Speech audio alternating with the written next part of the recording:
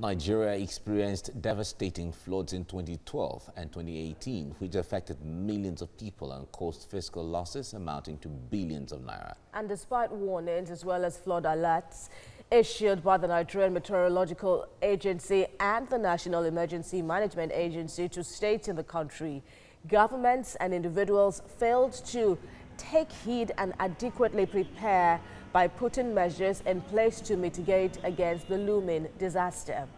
Already, some communities have begun to experience flooding, with residents lamenting the extent of damage brought on by the rains. Now, states like Lagos, Kebbi, Abuja, Anambra are only a few where residents are already dealing with the accompanying effects of heavy rains, mostly brought on by man's harmful environmental practices. Joining me now via Skype is the Deputy Director of Environmental Rights Action, or called Friends of the Earth Nigeria, Akimbode Oluwafemi. Thank you very much for joining us at this time. Talking about floods in the country, a familiar narrative. What's your take this time around? Yeah, I think you use the appropriate word by saying it's a familiar narrative. It's actually a recurring decimal in the history of Nigeria. I remember as a child, the Ogunpa flood seems completely intractable, and there were so many myths associated with it. People talk about, flooding around the Bar Beach area and linked it to, they have to go and appease one demon or the other. But let me just basically tell you that we have two types of flooding in Nigeria. What is commonly called urban floods, and those floods associated with overflowing of the Niger or Benue. And what I can say is that we have not learned from history. We have not learned from past occurrences. There are practices, as you have said, by government, by individuals that are continuing to make these disasters happen. For instance, for urban flooding, the issue of drainages, the issue of town planning, the issue of enforcement of the law comes to fore, where people, whether in high or low places, are allowed to build river and blocking drainages and the rest of them. And even when we move to the problem of the river Niger, or flooding its banks. As far as back as the 1980s, we know All right. Allow me to interrupt. There's also another worry with our meteorological agency, especially when it comes to early warning system that will serve the country. What are your thoughts in this regard? How adequate have these measures been? I mean, the emergency response in Nigeria is abysmal. Each time these rains start, it starts from the northern part. Sometimes it actually starts from Cameroon. And we all know that this is coming down south. Sometimes it takes about 4 months for the flood to move from, let's say, Adamawa to Bayelsa. And we all keep fold our hands as Nigerians watching until communities along the banks are washed away, and then we begin to react. I mean, it's extremely reactive. Even when there are warnings, governments don't act. Government don't even have like a drill system for like local government chairman, like state governors. What are they supposed to do after the meteorological agency has issued those warnings? These are critical things that we've got to look at in this country. Why our citizens continue to suffer flooding? I'm talking about measures for us as individuals. We can't talk more enough about attitudinal change. So what's your advice to the government and the people? When you talk about attitudinal change, we also have our leaders to lead by examples. Number one, they should stop using their offices to block drains. They build facility infrastructures along drains, along the road. Then they should also lead by showing that people should take responsibility by ensuring that drainages along their properties, along their premises are not blocked. And of course, let them also provide adequate waste disposal system for people in communities to be able to dispense away their wastes. Are we also having a case of the same concentration of flood areas, flood-prone areas? Is that what you're reading now from this case cases of states affected. I mean, look at a case like the SCT. Now, what's your explanation for this, news, this frequent news of floods that have erupted this year? Let me just tell you that the SCT case is a big disaster. It's a big shame of this country. When you look at the kind of constructions that goes on in FCTs, you begin to ask, who are the engineers that approved them?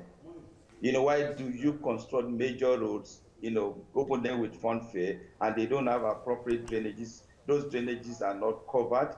Why must you have roads that the sidewalks are not built? Why bridges are so badly done? These are questions that we think that our lawmakers, people in executive offices should begin to ask and bring all those contractors back. And then for individuals, it's just to warn that they should not underestimate the power of water. It's so unfortunate that people are dying in FCT, and it's actually a shame. Our government needs to act very quickly on that.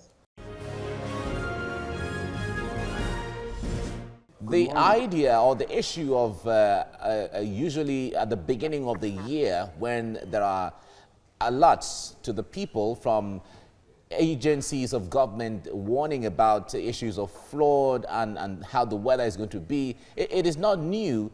And every year, despite all these warnings, the floods still come and the damages are still done almost every year since 2012. How helpless are the people, or how helpless is the government in the face of this? Well, I think we've had more than enough alerts in this country. Floods are almost becoming perennial, from the great flood of 2012, where over 300 people died, to last year, where close to 200 died, and every time the meteorological agency would make predictions and tell us a little bit about what's going to happen. But the problem has been, what have we used those alerts for? I guess nothing. We have not learned our lessons as a country. The problem about flooding in Nigeria are usually two in nature. We have the urban flooding, and we have those ones associated with River Niger and River Benue. Now, look at River Benue, for instance, which is the major one that causes some of those floodings around Lokoja and down south. The dam in Cameroon has overflooded as early as January. The dam called the Lagdo Dam and the rest of them. So we have enough warnings that this water will be flowing down south. But the problem is that I think our national emergency system needs to be recalibrated. I think it has to be done in such a way that both the federal government, the state government, the local government, and the people themselves will know what exactly they're supposed to do in terms of emergency. There are concrete measures that ought to have been taken in terms of looking for, concrete solutions to those floods. There is a problem of the uncompleted Zungeru Dam. There was also a time that this country contemplated, constructing what they call a withholding dam to check the water that will be coming from Cameroon.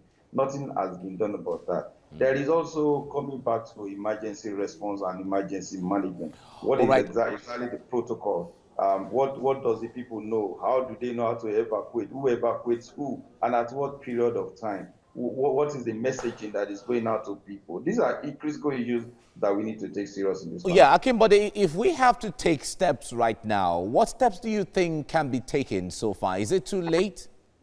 I think for now, it's already late. So we're now talking about response. We shouldn't be reactive. We shouldn't allow the floods to, inundate Lokoja again before we begin to act. We should by now precisely have a protocol about how to evacuate the people, how to resettle them, how to mitigate the damage that is likely going to happen. The rain has even started again in Lagos. What is the Lagos state government doing to prevent urban flooding? How much of emergency evacuation of drainage systems is going on in Lagos? These are critical issues. Flooding is killing people in Lokoja, in the FCT, in Abuja. What level of education is going out to the people to avoid flooded areas? These are critical things that the government must not joke with. Okay. Thank you very much, Akimbode Oluwafemi of the Friends of the Earth Nigeria, for talking to us. Thank you very much. Thank you so much.